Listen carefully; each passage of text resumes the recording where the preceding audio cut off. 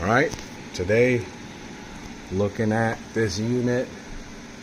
Leak again, water leaking everywhere.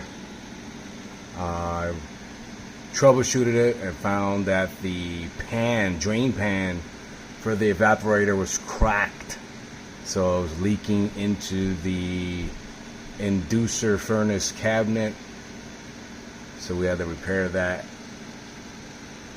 and that's done. It should be working. I put some cement on it